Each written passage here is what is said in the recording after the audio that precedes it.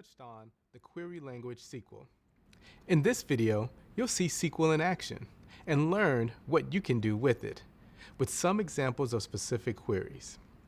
I guess you can call this the SQL sequel. We'll try to make this one even better than the original. Remember, SQL can do lots of the same things with data that spreadsheets can do. You can use it to store, organize, and analyze your data, among other things.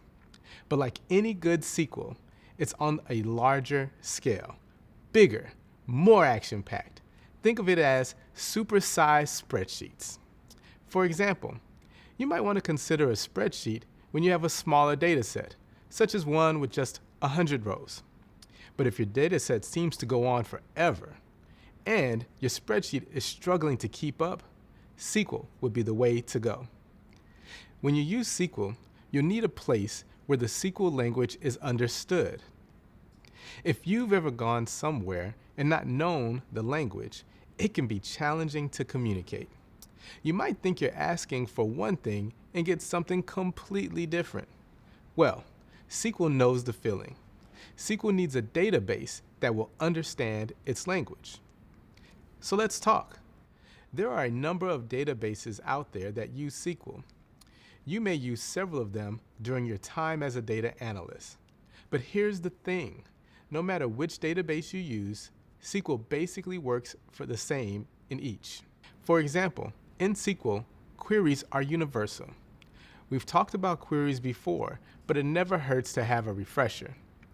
A query is a request for data or information from a database.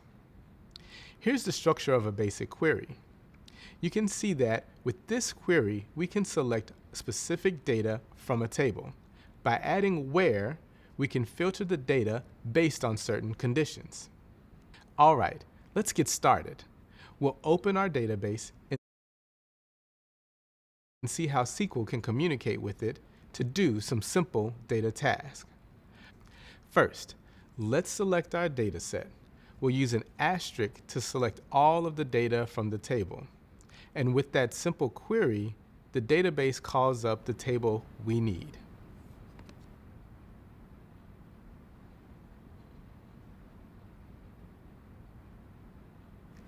Magic.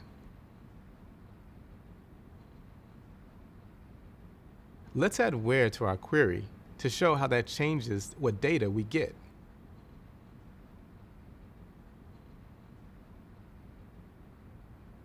You can see the data now only shows movies that are in the action genre.